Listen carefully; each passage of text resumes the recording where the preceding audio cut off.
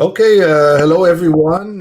Can you just can you hear us? Can you type? Can someone type if you can hear and see us?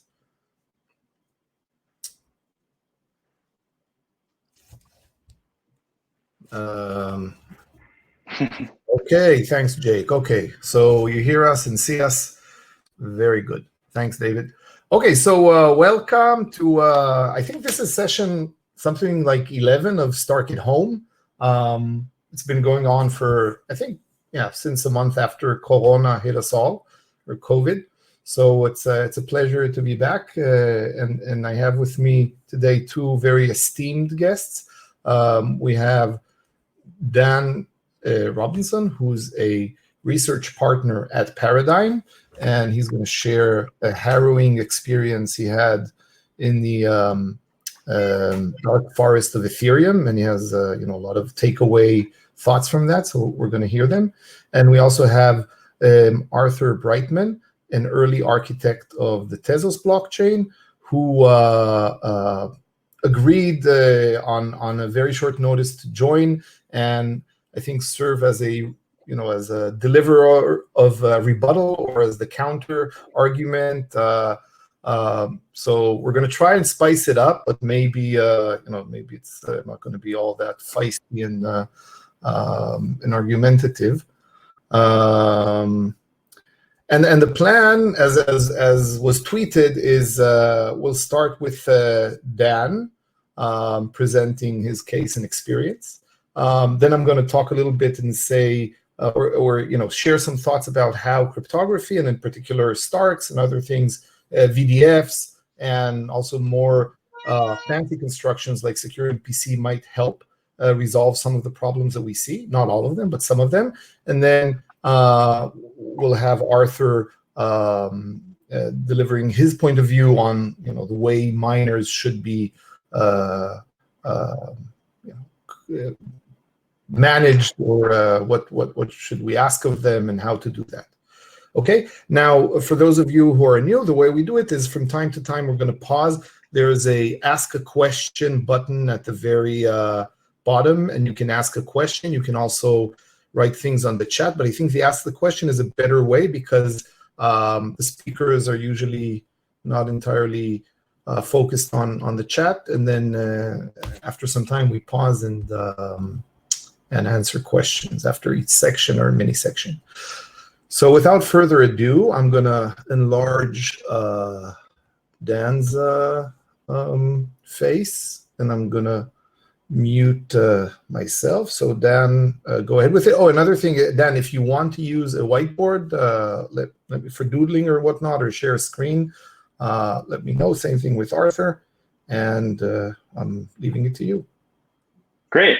So yeah, I'm so glad Ellie's having me come on here, because this is an interesting topic to me right now, and I think one that a lot of projects are starting to either face as a problem or try to go head on it and try to solve it. So the problem here is miner extractable value, which is the ability of either miners of a blockchain like Ethereum or Tezos, or people just participating in the mempool, reordering transactions, submitting transactions, maybe even censoring transactions in order to profit.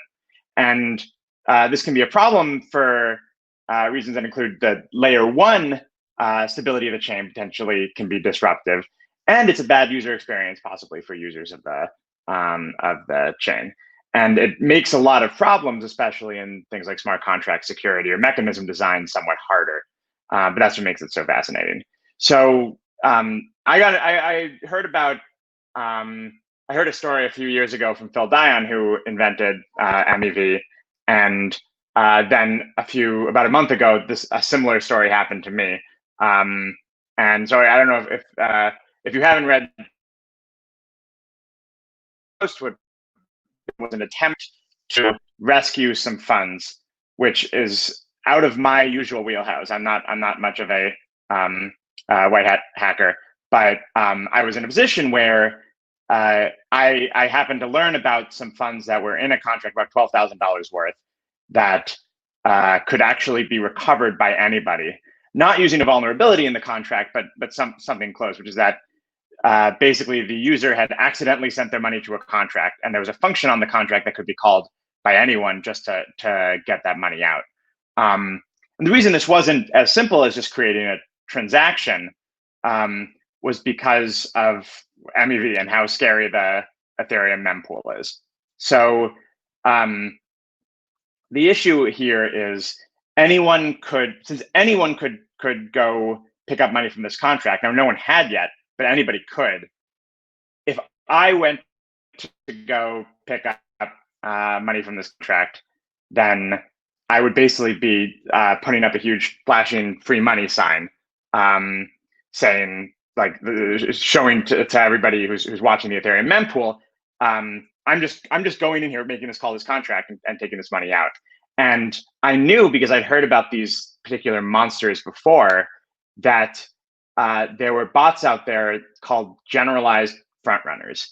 And so normal front running in the Ethereum context is somewhat similar to what it means in the financial context, but it's when someone creates like a particular strategy that depends on looking at transactions that are going into the mempool and potentially constructing transactions that trade ahead of them. So a typical example might be trading on Uniswap, what's called a sandwich attack, which is you trade in front of a big Uniswap trade and then trade after it in order to basically profit from the slippage on that trade. So there's a lot of bots out there that do some kind of specialized front running. And that can be a serious problem often in many cases. But this was a very peculiar one, a particular kind of front runner that I was worried about, which is a generalized front runner. And what the generalized front runner does, it just looks at every transaction and even every call within that transaction and asks the question, what would happen if I did that instead of this particular user? What if I made that call?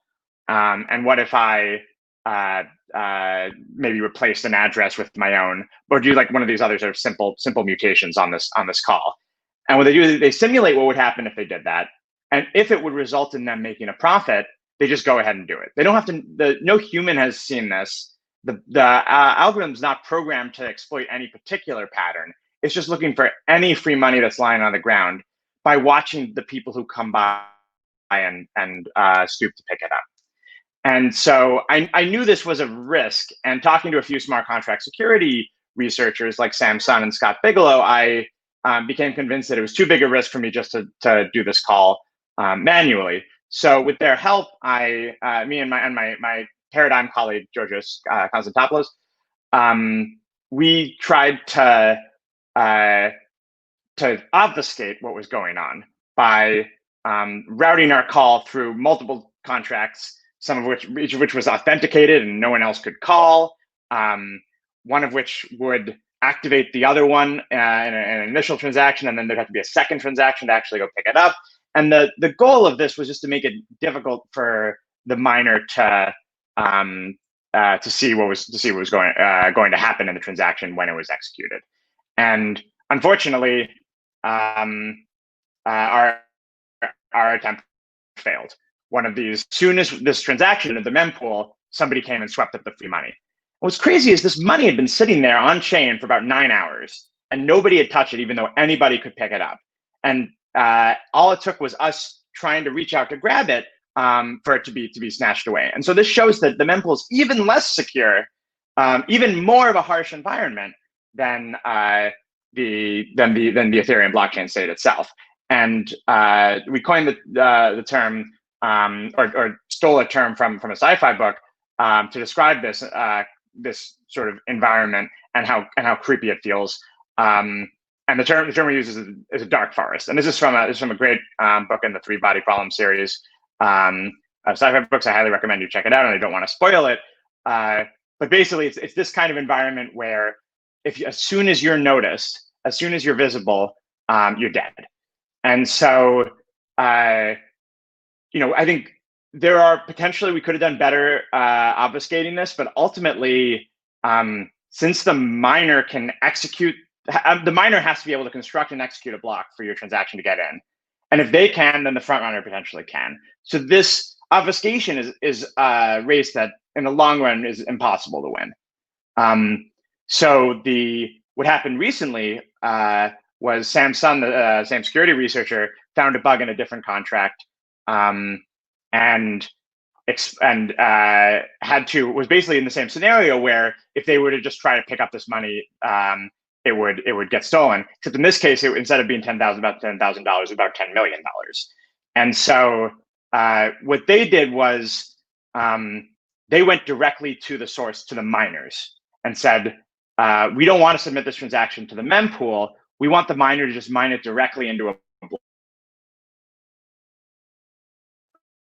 So no telling to play it. And all night together, a team of people from around the world managed to actually do that. And that's a fascinating blog post that I also definitely recommend reading. So that's I think that's the next step in it. But in the long run, the worry about MEV is that that not just the front runners, but potentially the miners could participate in this kind of MEV as well. And in this case, you had an honest mining pool, Spark pool, but potentially a dishonest miner could even have reorged their block in order to replace the transactions with some of their own. So there's a lot of risks once miners start participating in this. And in the long run, that just relying on trusted miners may not be a good solution. So I think that's my story. Ellie is, I think, going to cover some of the ways that these this kind of MEV can be prevented.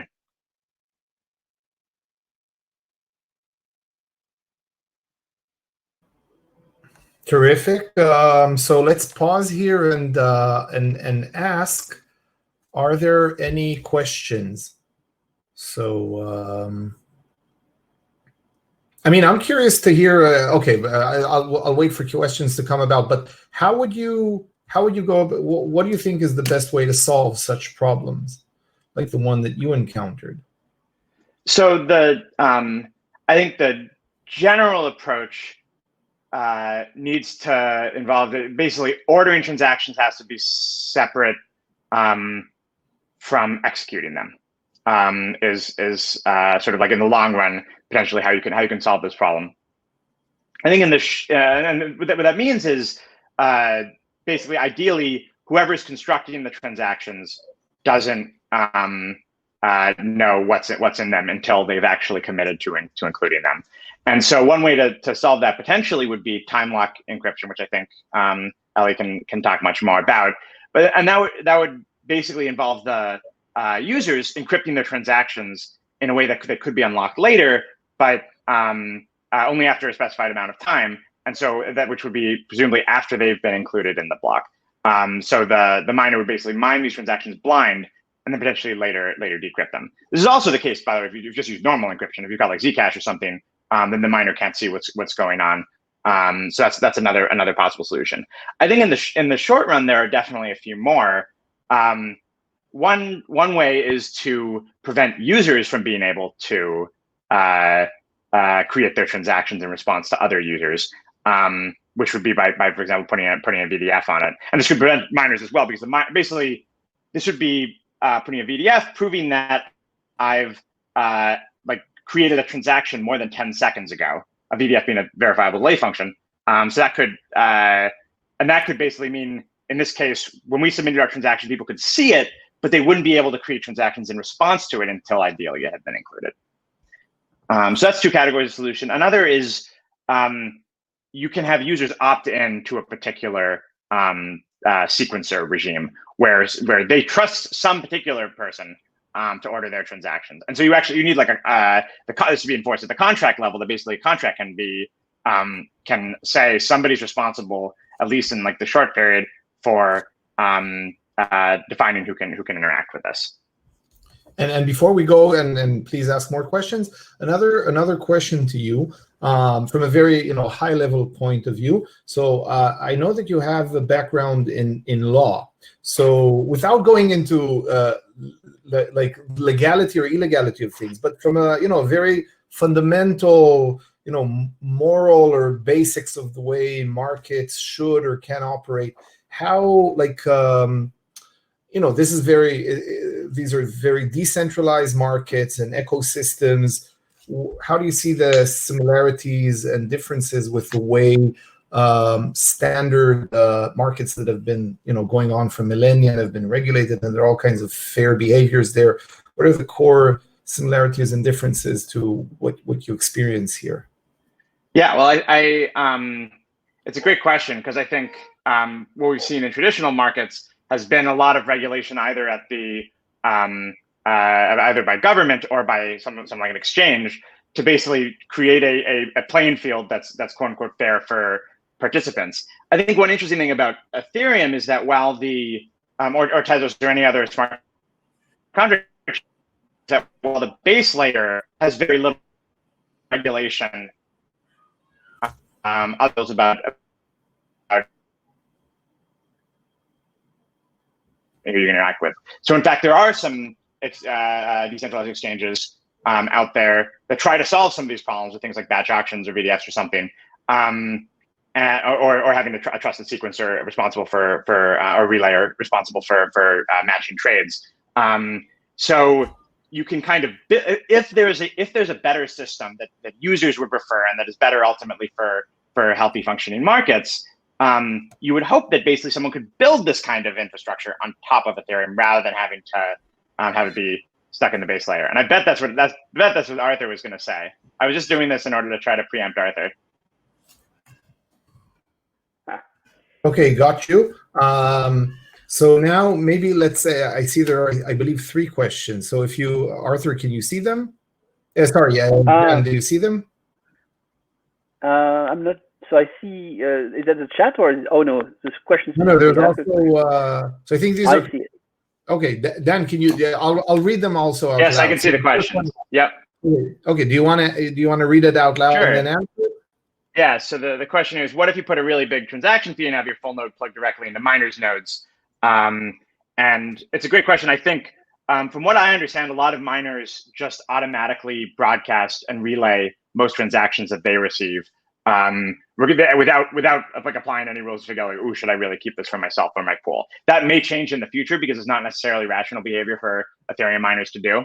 But that's why, for example, Sam wasn't just going to use Spark Pool's direct or normal like transaction submission API, and they had to go for a special one. So someone asked why front running is a problem. And the front running ultimately hurts our ordinary users of these protocols.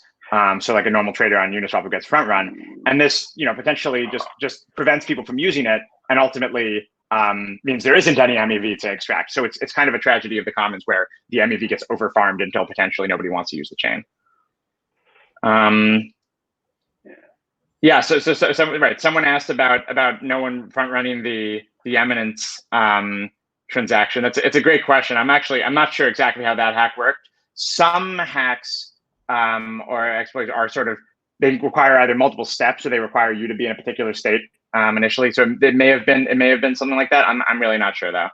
And then finally, yeah. So someone asks about ordering transactions based on transaction hash. Really, the miner still knows what transactions are actually being included. So one idea that I've talked about with Ellie before would be if you could have essentially the block hash, which already commits to all these, be determine the order of the transactions, be like included as a salt in the order and the ordering of the transactions, or potentially even a VDF on the block hash, so even the miner won't know for a while what it was. Then potentially that at least lets you shuffle the transactions, but it doesn't prevent you from spamming transactions that hopefully one will get in first, and it doesn't prevent you from censoring transactions.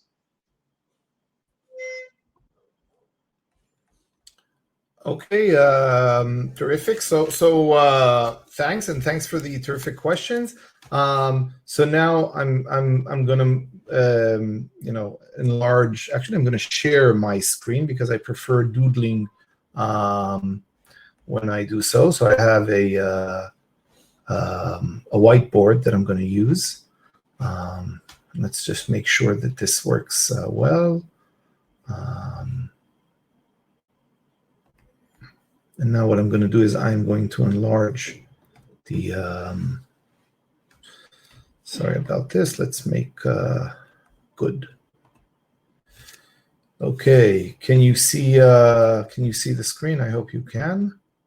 Can someone, let me make my pen a little bit larger. Oops.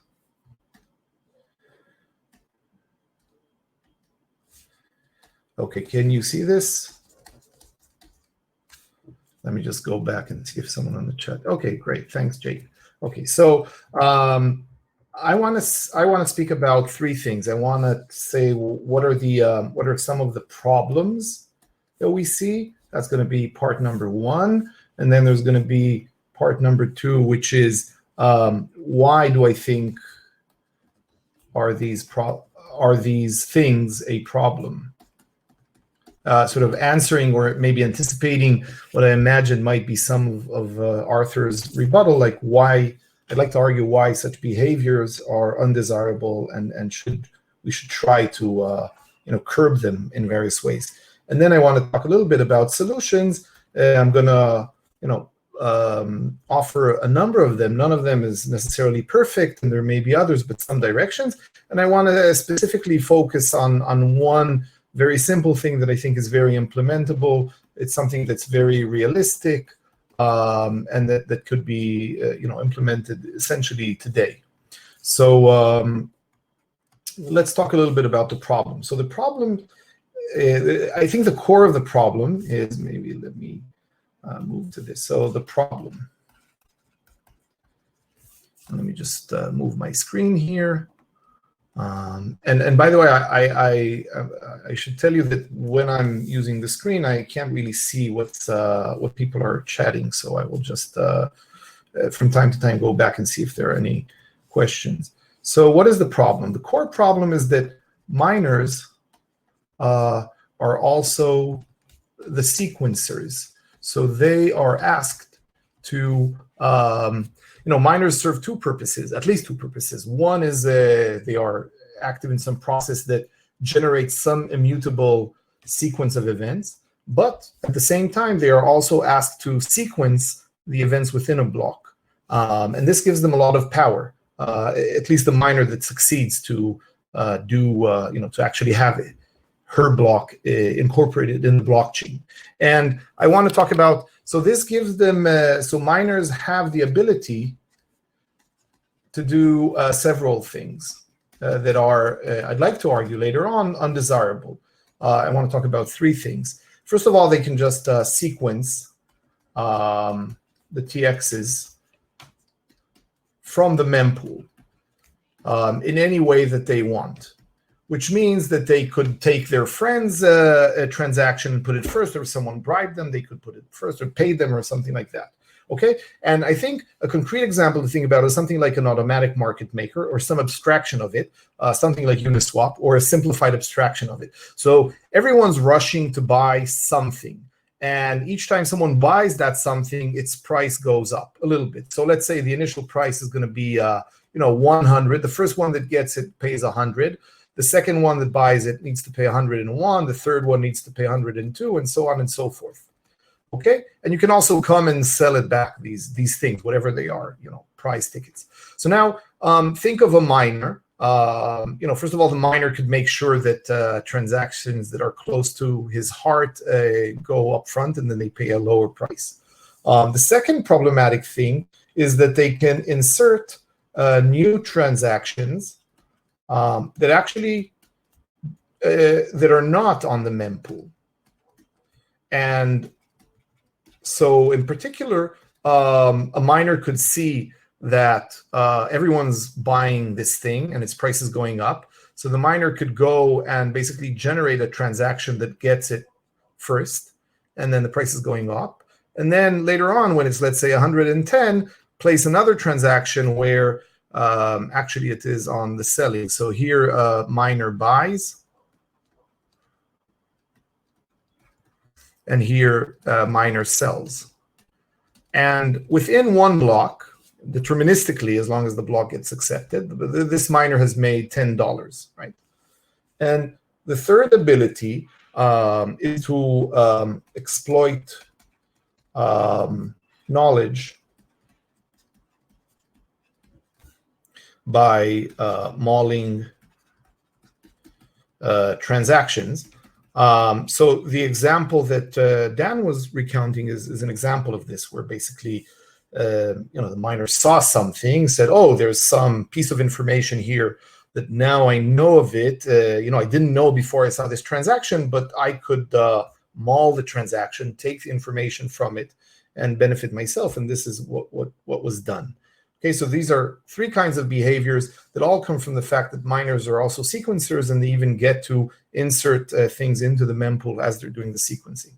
Now, one viewpoint could be to say, well, why do you call these problems? I mean, as long as everyone knows that this is the way the system operates, so no, it's fair game. Like, you don't want this, then don't come here. Why?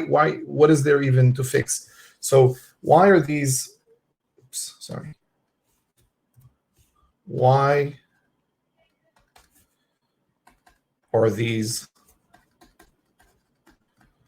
problems? Maybe they're just maybe they are just view them. They are simply, that's the way the system works. Maybe simply it's the system. This is how it works.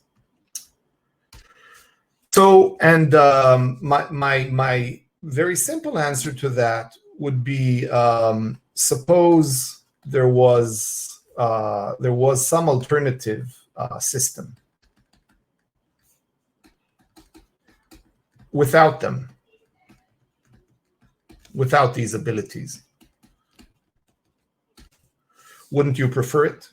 And to me, as a trader, right? Maybe as a miner. I mean, as a miner, clearly you wouldn't you go there? So that's the first answer. I think it's very clear that as again, from the miner's point of view, definitely you would want to be in the red zone. You want to have this ability. You get a lot of profits. But as the users, as the citizens in this system, you're definitely better off going to some other alternative universe where this is not, these things do not happen. And there's another reason. So if we want to, if we want real economies, meaning, currently cryptocurrencies are serving, and the whole, blockchain world is serving a minuscule fraction of economic and social activity in the real world. But if we want real economies to work on cryptocurrencies, on blockchains, on decentralized blockchains, this must be fixed. And it must be fixed for several reasons. First of all, the simplest is that, real traders and real marketplaces do not operate this way.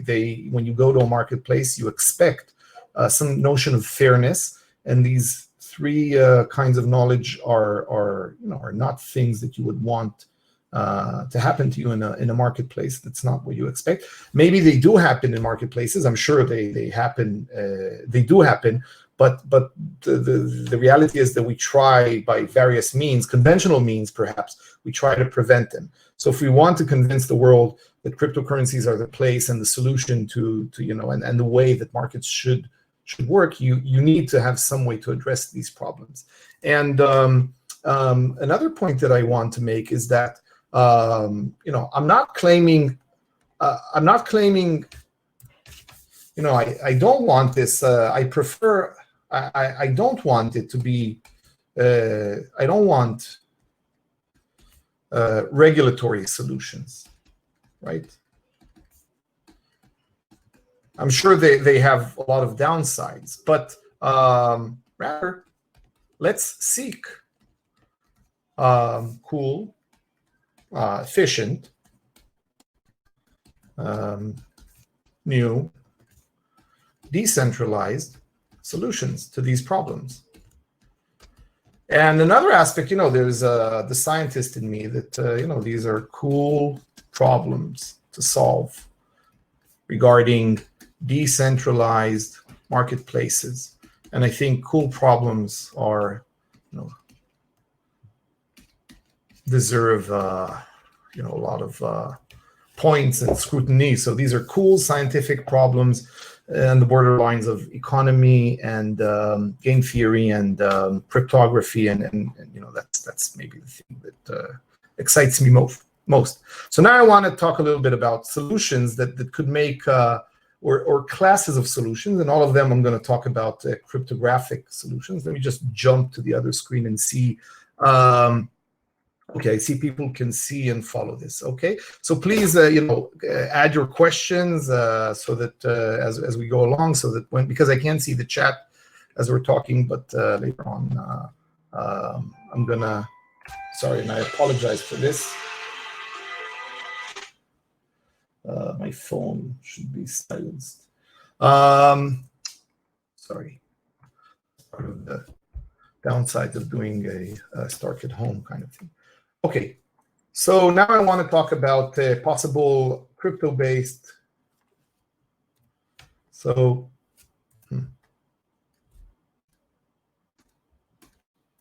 sorry. Crypto-based or classes of solutions.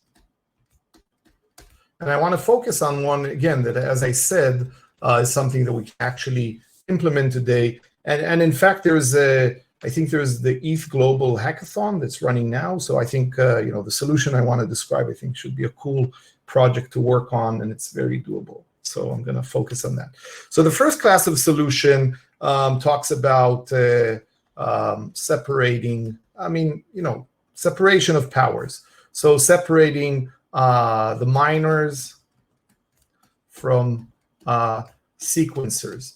And if the entities doing the sequencing was different from the entity doing the mining, then the miners obviously wouldn't have this power because it would come from the hands of someone else.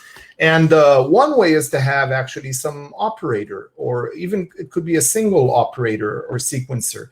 And XDAI, I believe, is one such example. If you have exchanges that are running the matching and sequencing services and then submitting basically batches of things, then these are examples. Now, this is a very simple solution, right? It does have the downfall or the downside of putting your trust in some centralized entity, right? There's now a sequencer. But that also has benefits, right? And that's why actually all conventional marketplaces, stock exchanges, commodity exchanges actually do have some operator there. You can sue them at a court of law. They have a reputation to maintain. So if they cheat, they may be caught. They may be so it's not all downsides, right? But this is a simple solution, and it's a conventional solution of separating the mining from the sequencing by relying on an operator, right? And that's something that we'd like to do something better or different. I just want to mention some other thing that I think in any case would be good to have, but it's out the scope of this talk, and that's sort of an ethical code of conduct for miners. I think this is, in any case, something that should appear and should happen, because no matter how many crypto and game theoretic solutions we offer, there will probably always be these edge cases where miners can exploit them. And it would be nice to have some ethical code of conduct, and it would be nice to have pool operators, for instance, subscribe to it publicly. And if these codes of conduct are violated, then miners maybe leave one pool and go to another. And I think the example that Dan Robinson just shared is someone making an error, as we all do. I think the analogy is you go into a store, you're supposed to hand over a $20 bill for something, and you sort of inadvertently hand over two such bills that are stuck together. Okay, so in many cases, and you didn't notice it, and now you're exiting the store. So in many cases, I would like to think in most cases, the store owner is going to call you and say, "Hey, wait a second, you made a mistake here." And even though the store owner might know that he will never be caught by you, and this is something that we would like to have miners also behaving in. But again, this is sort of outside the scope, and I think there's room for that. And but it doesn't have to do with cryptography. The third class of solutions is based on shielding.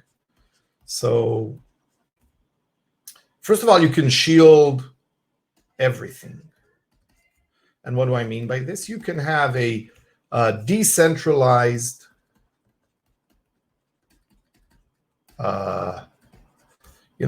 exchange based on this thing called secure multi-party computation. So secure multi-party computation is taking zero knowledge and putting it on steroids, or taking zero knowledge and thinking of a case where you have many different parties that each one of them has an input, and you want to have all these parties conducting some global computation. So for instance, you have 20 different parties coming, some of them to buy, some of them to sell, and you want to have some fair matching, and you would want each buyer and seller to come out just with the outcome that should have been performed if you had some ideal, if God was running this exchange, or someone that is completely honest and trusted. And the amazing fact is that there are theoretical constructions of secure multi-party computation protocols that actually could work, and you could apply them, and you could have a smart contract implementing this. So this would be a very good solution to the problem, but so this is really great. But the only issue with it is that, so this is very complex technology that actually currently does not really, it's not deployed yet, at least not on blockchains, not for this kind of complexities, for exchanges, for AMMs and / exchanges, not yet. So it's going to take some time for it to come to a place near you. And another problem is that it's very interactive, and getting it right.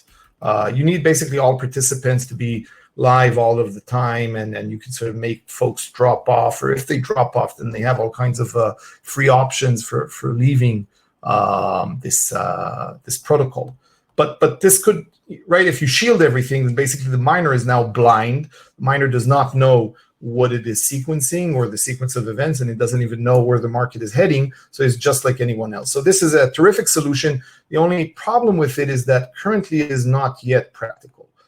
That's the only problem. So the last one that I want to talk about is using things like time locks. And before that, I want to talk about so we can separate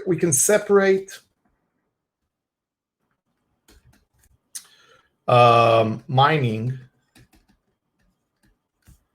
or we can separate we can separate the sequencing from the processing of the events in time. Meaning we could have a situation where there are two phases. First, you sequence blindly the events. So there are a bunch of orders, and no one knows events or the transactions. So think of a situation where the miner is sequencing shielded transactions. He doesn't know what these transactions are, if these are buys or sells, and at what prices, and so on. And later on, there's a second phase. There's opening of TXs, processing them or settling them after the sequence is sort of fixed. And this is the class of solutions. This is the class of solutions that I want to talk about. So one option to do it is using things like commit reveal schemes, meaning you first put a hash commitment, and the miner is supposed to sequence these committed things, and without knowing what they are, and then opening them. But the problem with this is, again, that it is interactive, meaning that I can see or see what the other openings are. And then based on what these other openings are, I can decide whether I want to open my order or not. So this causes some unfairness. And again, the miners could intervene then. They could decide to open only certain, the miner could open, it gets the openings of all the transactions, but the miner has now the ability to decide which of these openings are actually incorporated into a block, and those that are not, or not beneficial to the miner, could just be banned away from it. So this is one option, and you can't blame the miner and say, oh, you must include all reveals, because you don't know if a user has actually played fairly and revealed her bid and was censored by the miner, or whether that's not the case, and that user has really not shown her hand, so you don't know who to blame here, whether it is the miner or the user. So you have some new form of unfairness here, so that's a problem. And the better way to do this is to use a crypto time lock. So what is a time lock? A time lock is something that is deterministic. It is sort of, think of it as sort of time-bounded encryption. You close something with a time lock, everyone is guaranteed deterministically that after, let's say, 5 minutes, the content of the time lock will be opened. This is a deterministic process. So anything that was time locked in block number 10, the miner that deals with block number 20 should be able to, and you could expect and demand it, to have the opening for each time lock that was presented in block number 10, right? By block number 20, this is a mandatory requirement from the miners, and because there's no need for interaction, there's really no ambiguity. Each time lock can be opened only to one correct value, and no one knows what that value is before time has, the 10 blocks have transpired. So this is a very useful construction, and it has all the advantages of using a commit reveal scheme and having the separation of the sequence of events from the process of sequencing the events from the process of knowing what these events were. So it's a much better solution. And I want to have one last solution that is based, and I want to make it very concrete, because this is the one suggestion that I think could be implemented in the simplest form with an automatic market maker, and I think this could be a really cool project for a hackathon. So here's the idea. Suppose we have this automatic market maker. I want to go back here, up here, and just go to this problem that we had here. Sorry about this.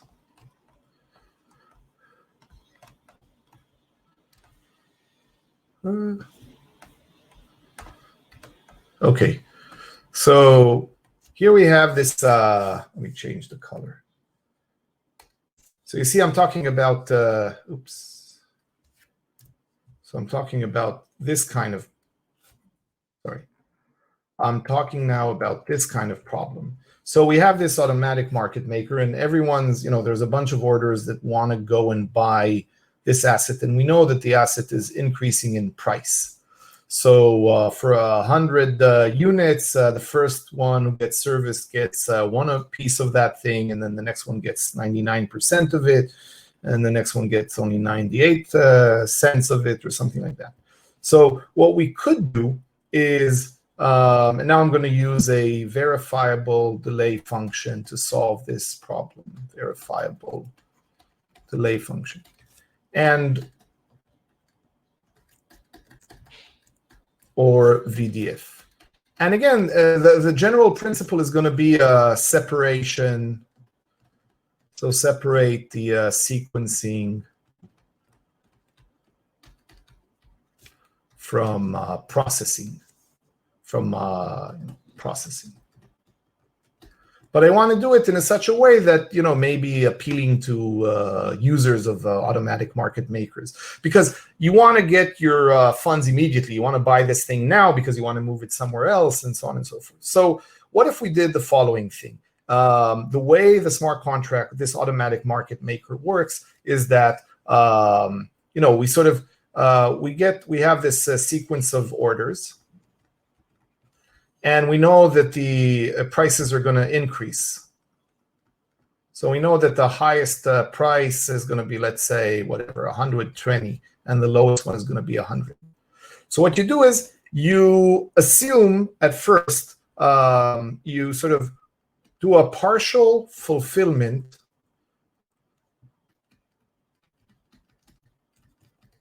for every trader. So every trader gets immediately what the trader would have gotten if he were last. So you get, at the price of 120.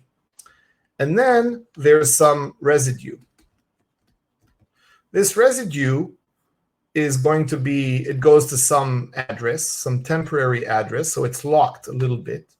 And then you start applying a verifiable delay function. A verifiable delay function is, think of it as a roulette wheel spinning. So it is something that you start now. You can take the hash of the current block or the next block, and you take the hash of it, and you start computing this thing. And it takes, let's say, 5 minutes to find the output.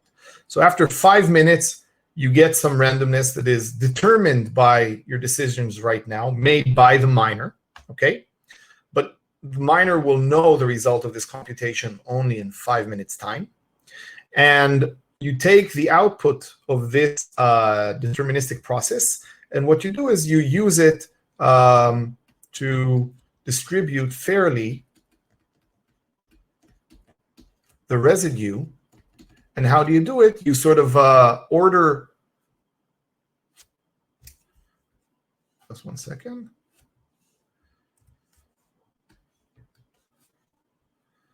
I just want to move this now. Oops, sorry.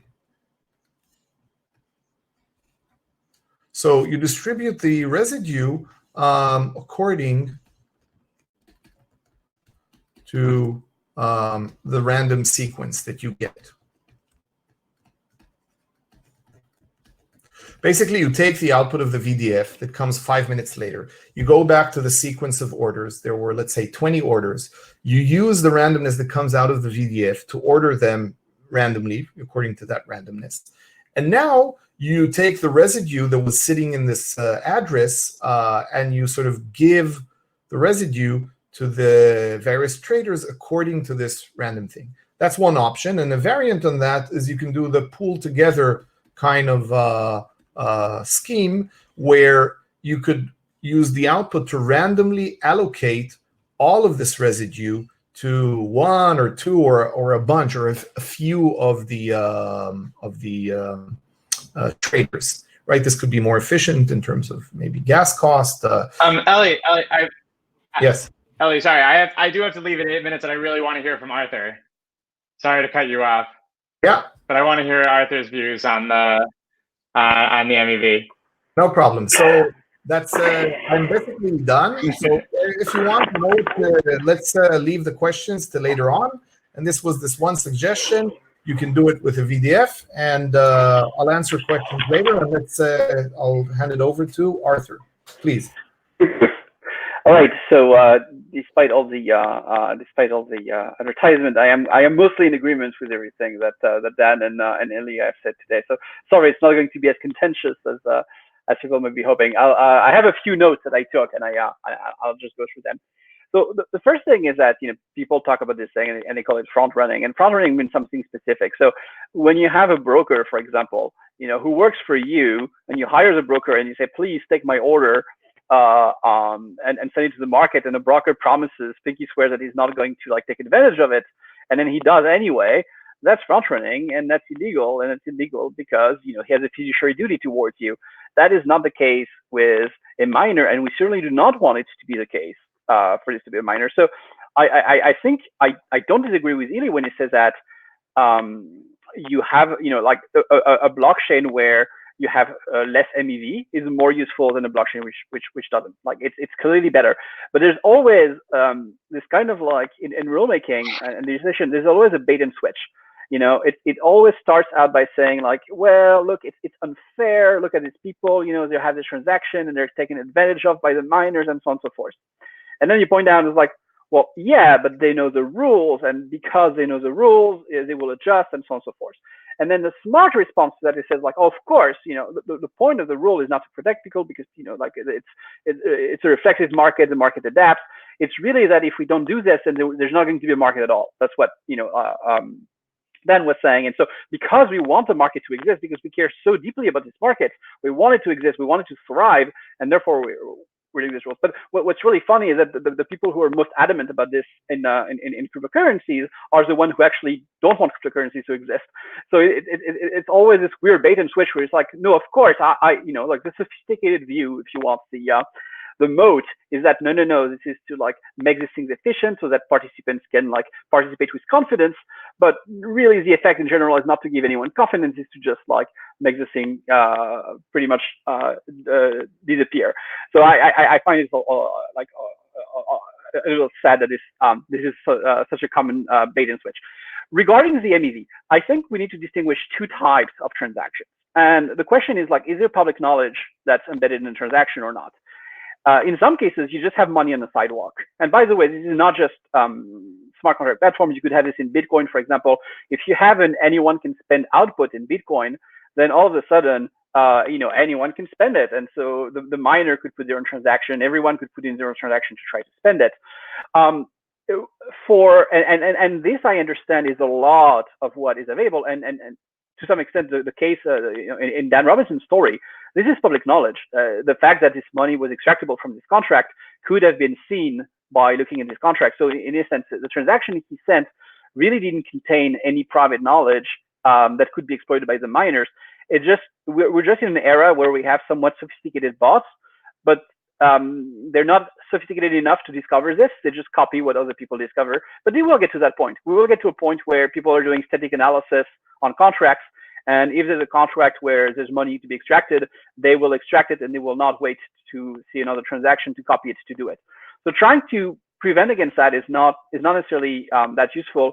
It's also, who cares if it's like whoever sent the transaction the first or the fastest who gets it versus the miner, right? There's no benefit either way. The main thing to worry about with this MEV is that it can affect consensus. If you have reorganization, if you have Nakamoto-style consensus, then all of a sudden you're creating incentives for reorganization. And it's a problem in these blockchains whether or not they depend on fees or they depend on MEV. It actually works against you because it creates these weird dynamics where you want to remove that.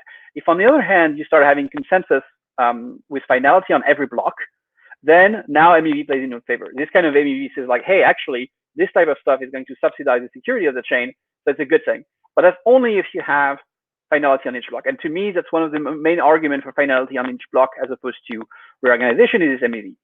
Then there's another type of transaction, which is now there's private knowledge in the transaction. Like what's interesting is not that what the transaction tells me about money that's already on the sidewalk, is like the transaction itself contains information. Like I'm making an order, it's a big order, and the fact that I am making a big order, for example, is something that's relevant. There's information.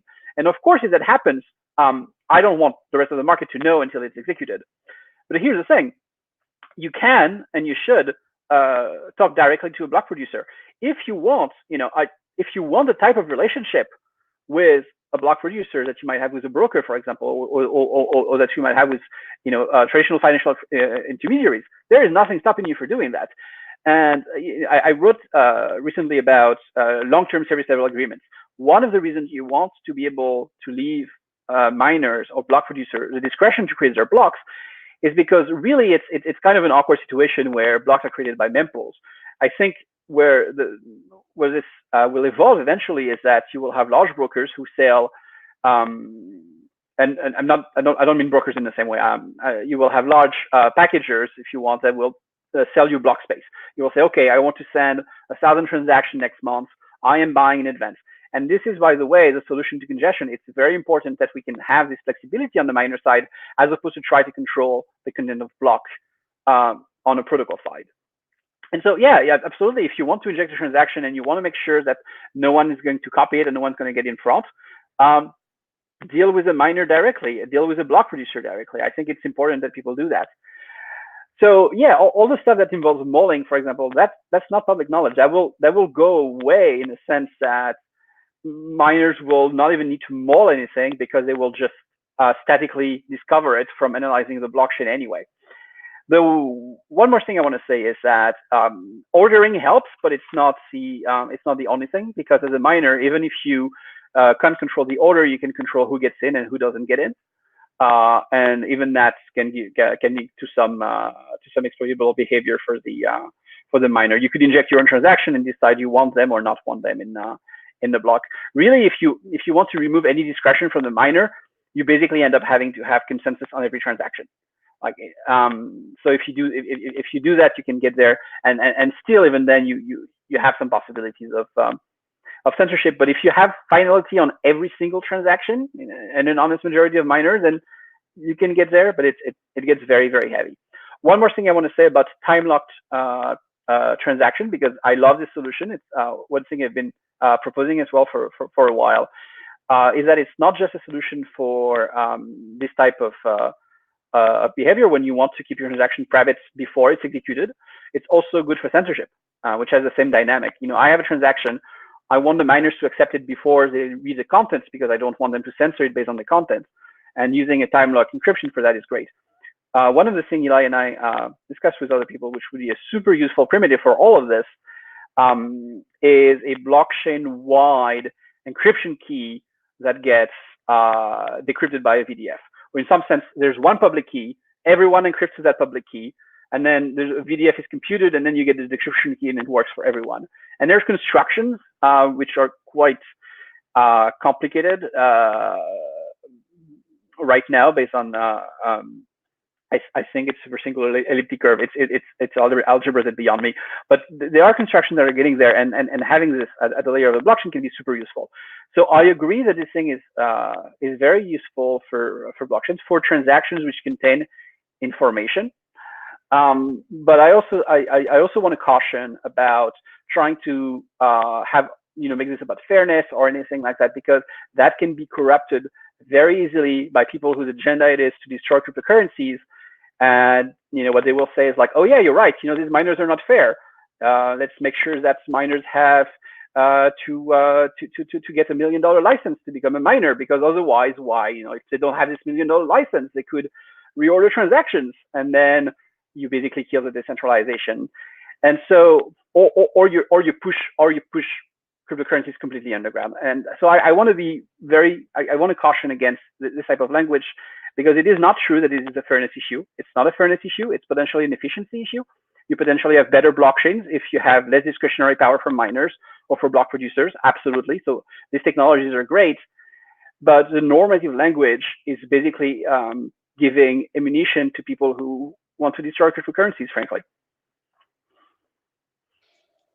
Yeah, I do have to go, but I do think I think we agree on most points. As far as fairness, what I'll say is I think fairness is what an issue looks like from the inside when you're inside a bad mechanism, and from the outside, what matters really is not fairness, but efficiency, or just the correctness of the mechanism, so that inside it doesn't really matter whether people are acting fairly or unfairly. That said, I think in an environment where there are like vulnerabilities, where the mechanism isn't perfect, I think it can still be okay to say it's morally blameworthy for someone, especially for example, to hack a smart contract. And similarly, I think certain kinds of not necessarily the miners for just including transactions, but certain kind of front runners is it's a pay. Regardless, maybe it shouldn't be allowed ultimately by the mechanism. Yeah. But it's something where I think that's all we have right now, is just the ability to say no, don't do that. So I have an answer to that, which is Coase theorem. So Coase theorem tells you that basically, whatever the initial allocation of rights and properties that you have, people will converge to an efficient solution by contracting with each other. If transaction costs are zero. If transaction transactions are zero. And so good mechanism design or good law or good legal design minimizes the transaction cost. And right now, it is possible for you to contract with a miner to say, hey, I want you to order my transaction the way I want it to. So you can take this contract now. But if you reverse the burden, if all of a sudden, no, miners have to do it a certain way, then you cannot release all the miners for that. Like, let's say I don't care about this. I want cheaper prices. I want the miners to be free. I cannot contract with all of the miners to release them for this. So the cost of like contracting away from a solution where the miners are bound to follow certain rules, as opposed to like contracting in the miners following certain rules, is much, much higher. So from a caution design point of view, you're better off having discretionary miners and then removing that discretion contractually. Right. Okay, so I do have to hop off. Thanks so much for having me on. Thanks so much, Dan, for sharing your story and your thoughts. We have a couple of questions. I think the first one is for me, and the second one is for you, Arthur. So I'll try to answer this one. Wouldn't shielding also be possible without MPC using a zero-knowledge base layer? So the answer is yes, you can get something. Wait, I'm just going to close. Okay, so you can definitely get something from only zero knowledge, but it's not as good as you would get from a full MPC, because what happens with zero knowledge is that, I mean, you could use the zero knowledge part to shield, let's say, the input that the miner acting as sequencer sees. You would still need this thing to be revealed somehow, right? Or else, if you're looking at an automatic market maker, you know what? Let me pose this as a question. I don't know how to create something like Uniswap, an automatic market maker that is fully shielded and which operates, because essentially you're leaking information each time. And yeah, because every time a transaction is processed, even if this was by some ideal functionality, then you would see the price changing a little bit, and that somehow has to be leaked. So as the miner sequencing these things, I could sort of process each one and see what's happening to the pool. So I don't know how to do I don't know how to solve the problem with zero knowledge. You could have it zero knowledge appearing in a commit reveal scheme, right? Instead of just committing. So the advantage in using zero knowledge in a commit reveal scheme is that a commit reveal scheme could be open to DOSing, right? I could just put things that I'm never going to reveal and they have no intention of revealing, and maybe they're not really meaningful. And with the zero knowledge, it could prove certain assertions, like I don't know what that I actually have the funds, or that something of that form. But the beauty of a full MPC is that you could have the parties interacting. Basically, the price is moving, or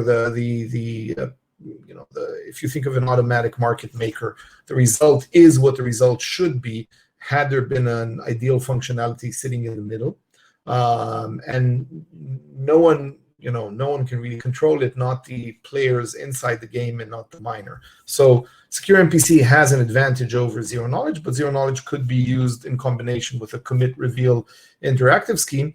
I still think that a time lock is preferable to both. Is not preferable to an MPC, but if you're doing shielding and then de-shielding, you're much better off doing it with a time lock that is guaranteed and has no interaction, no sort of you can't sort of walk out of it. I think it's a bit more fair and hence also more efficient. So I think this one is for you, Arthur. I'll read the question. There can still be interesting issues with only removing ordering. Backrunning is an example where there is basically no order, but this creates a problem of many transactions being bombarded upon event to try and catch good space in the block. This wastes a lot of gas and is very inefficient. So, go ahead. So I think it's for you, because I'm the one who's saying, like, hey, ordering is important, but it's not the only thing. And you still have some of these problems beyond ordering, just because what you choose to include and or not include. If you want to prevent, it could be preventing people from closing a channel, for example. It could be also just seeing, let's say you have a contract that's about to expire and it's about to expire in your favor, preventing transactions from appearing. So there's a lot you can do in terms of MEV, which doesn't involve reordering transactions, but only censoring transactions? If it's for me, I confess that I'm not sure I understood the question. I mean, Alex, would you like to? I'm going to invite you on screen if you want to explain the question. I'm not sure I understood it, so I'm just going to invite you. I mean, if you feel you're uncomfortable or you don't want, and you don't have to join, you can also just comment or explain, because I don't quite know what the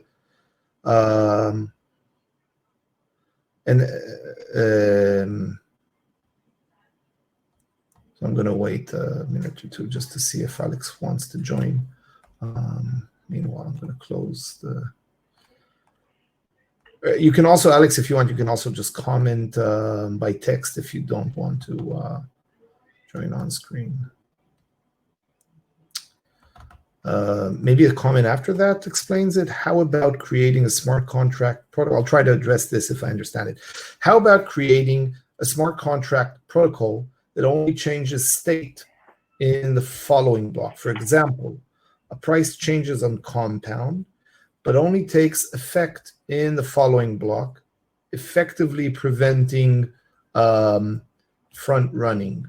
Do you want to try to answer this, Arthur, or you think it's for me?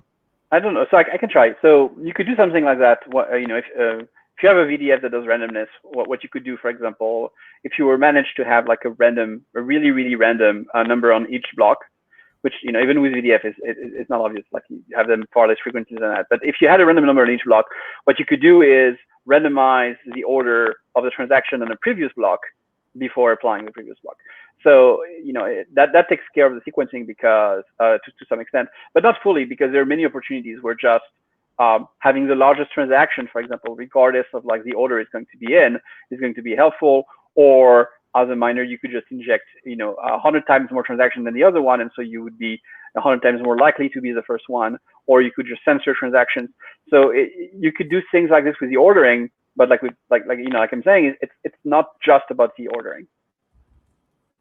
My answer to this would be that I think there's a problem here, because you can attack the system, because the prices in these smart contracts should react dynamically, and all kinds of actions should be taken according to where the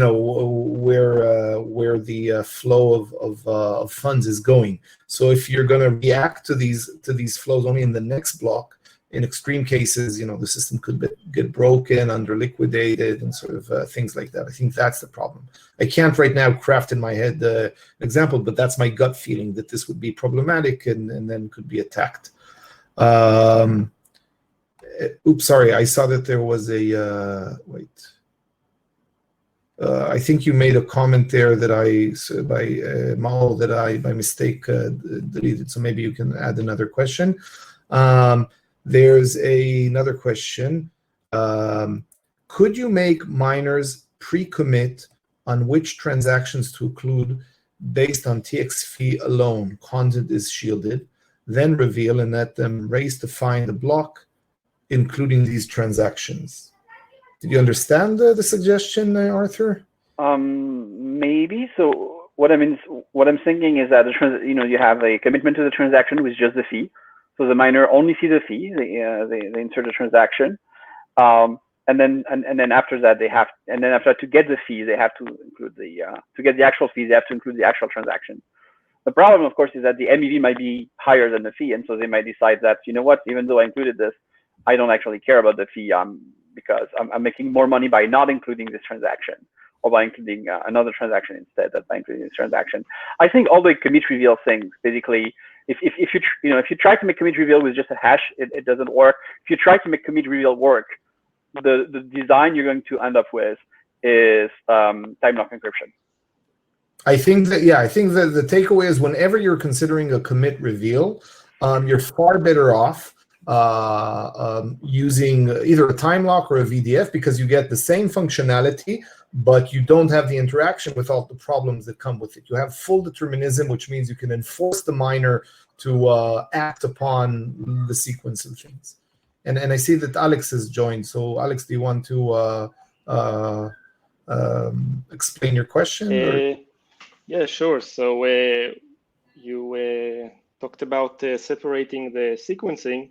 So just regarding specifically that, without adding additional cryptography, some interesting issues can, for example, might solve issues with the AMMs and exchanges, but other contracts, for example, those that operate with oracles and get some price update, there is an interesting behavior that people witness this price update and try to be the first ones who insert a transaction right after the price update.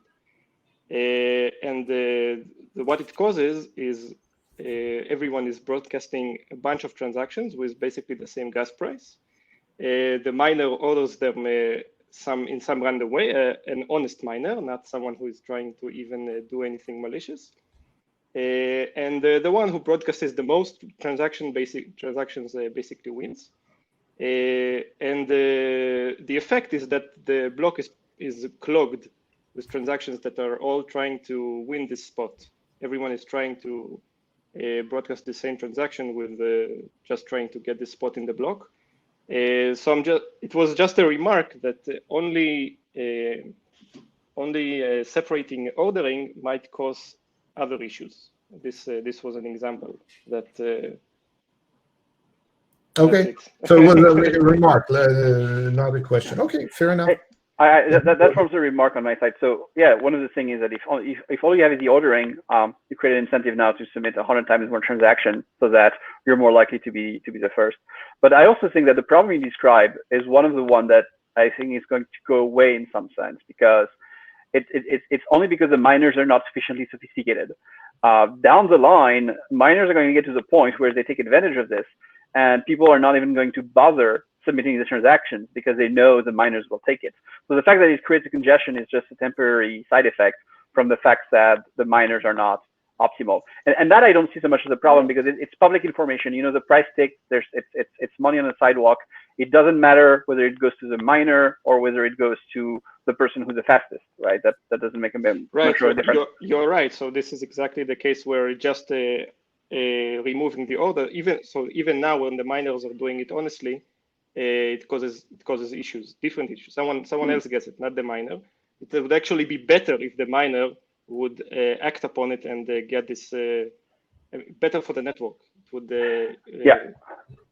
with the caveat that you don't want this to be so high that it starts creating wars between blocks where they try to reorganize each other. Because the other thing beyond, like a miner can reorg transactions inside of its chain, inside of its block, but also a large miner can reorg blocks by mining. I completely agree, and that is a much higher problem.